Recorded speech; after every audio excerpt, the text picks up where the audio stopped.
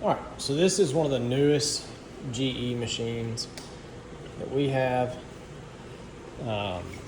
This is the only machine that we have here at Greenview, but to go through a check process on it, Allen switch is in the same place. Most of the controls are the same. You can go around here to the back of the machine so you guys can actually see the different cylinders that are normally in place. You can see how they're in there good and tight. Now if we wanted to crack one of these cylinders to check the pressure, this just fits down on top. Lefty loosey, righty tighty. We would open that up. And that would pressurize the system and you'd be able to see a residual pressure on the readout.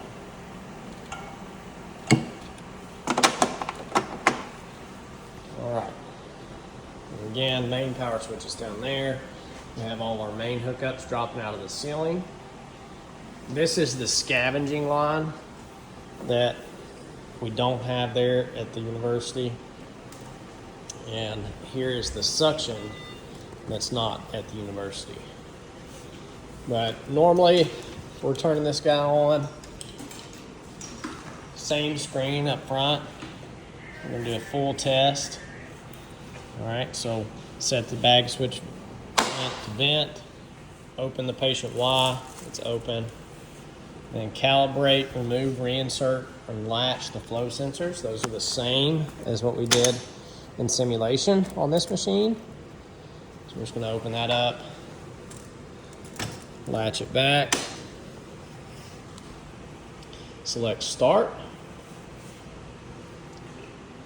While that's running, you can see some of the other controls. The suction control is the same. The vaporizers are different though. We'll get to that here in just a second. And the way that we fill these vaporizers is different.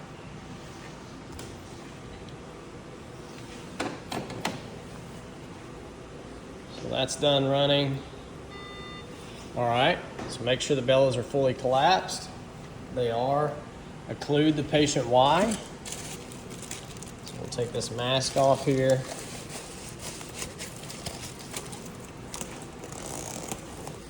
And use the same little nub there to occlude the circuit. Select continue. Now, this test on this machine is a little bit longer. It's 5 full minutes. So we have a lot of time to get everything ready here. As far as the agents go, I'll show you on this isoflurane vaporizer.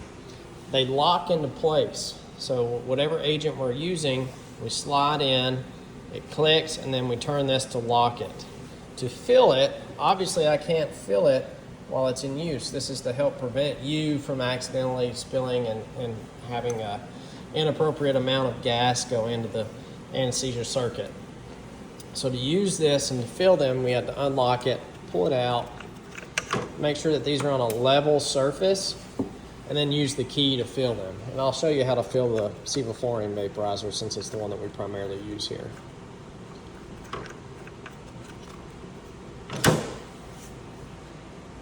All right, so while that's running, we can also check different things like our suction. So remember, usually on suction, there's 2 main controls. There's an on-off here.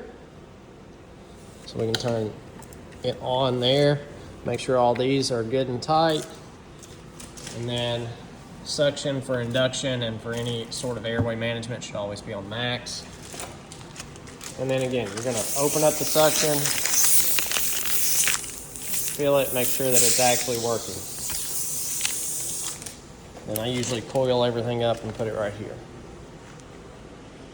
Another thing you want to check and see where it's at is your Christmas tree. So this is used to hang the circuit on, hang some of your monitoring lines on. You just have to be very careful with this because this thin metal is not friendly to your patient's head, which it'll be right next to. So be very, very careful where we put this. You can see our soda lime down here, carbon lime is a little bit purple there. It's a little desiccated. We have an extra up here in most of our rooms. We stock one extra just in case if we start to get to the point where we need to replace it throughout the case. So again, this takes a while to run. So I'm always using this time to get my airway set up ready, to get my drugs ready, whatever it may be.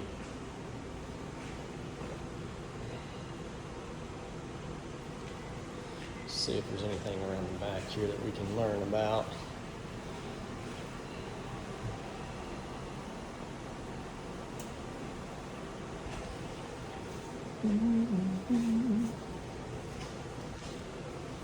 Another little clinical pearl I'll give you guys.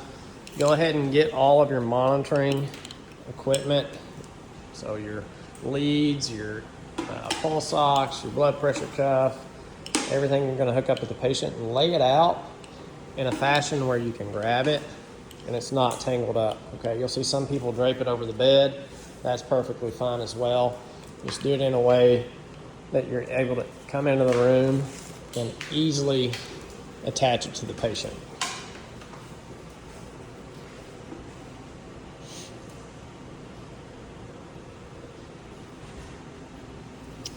Again, any room or any different environment you're in, you want to familiarize yourself with your surroundings. So we have our direct laryngoscopy blades up top, video laryngoscopies here, along with temp probes, extra sample lines, extra defins, twitch monitor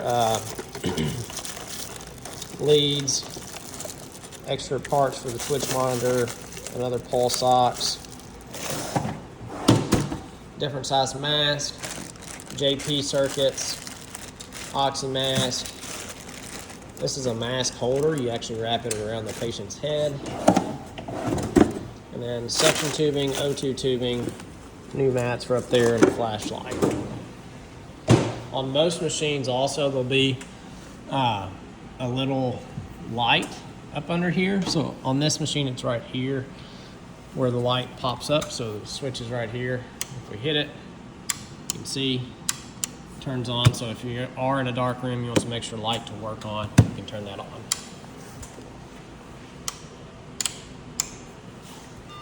Okay, so that part of the test is done. We passed. So it's exactly the same as what we did. We're going to include the patient Y. It's occluded. Set the bag vent switch to bag. Okay. Set the APL valve halfway between 30 and 70. So remember our APL valve to turn it up. We go clockwise. Select start. Test runs automatically. This is another minute-long test. So as you can see, this is about 7 minutes worth of tests. So that should be plenty of time by the end of your junior year of clinical rotations, and you should have your basic general setup completely done and ready.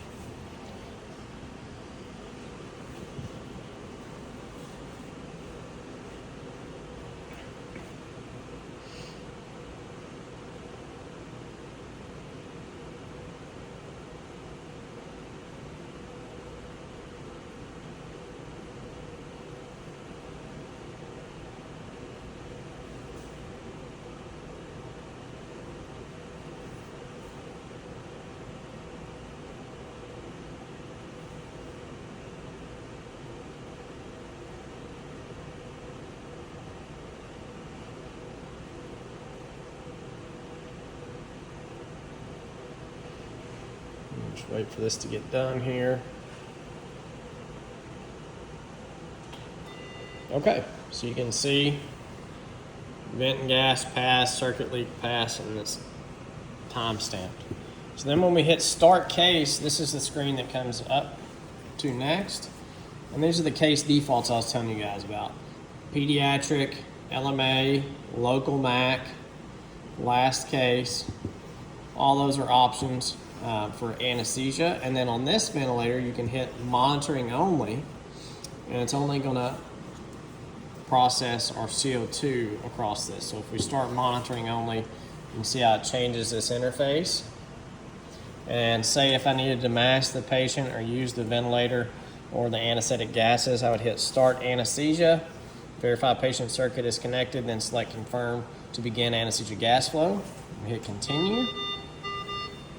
So it's saying high pressure PEEP blockage, our APL valve is up, and our circuit's still occluded. Now, we'll hit our favorite button.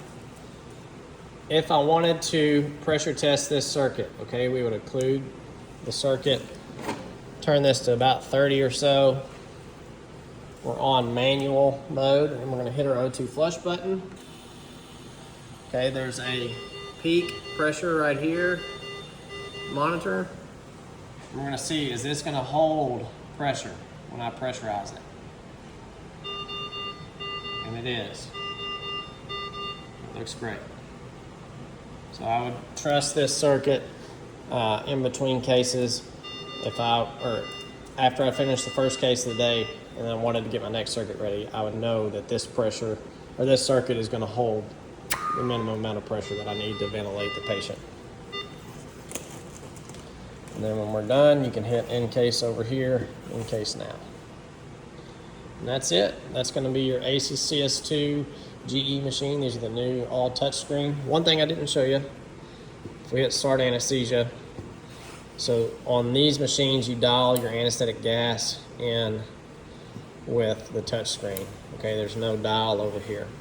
And if say we want to use this or fill this up while we're using it during the case, you can come over here, turn our flows way down, unlock it, pull your vaporizer out, unscrew this. We have our sevoflurane. It's yellow. This is yellow. The key's on there. We read sevoflurane. That says Sevo on it. Go down here. It's not going to fit unless you get it just right for that key. And then we're going to fill it. This one's already full. Okay, once we're done, pull this out, just like so. Put our cap back on. And then this inserts, you'll hear it click. And then we lock it, and it's ready for use. You can see here it recognizes that we have a sevoflurane vaporizer in, and it wants us to confirm the percent gas we want to use. And I'm just going to hit off, and then in case.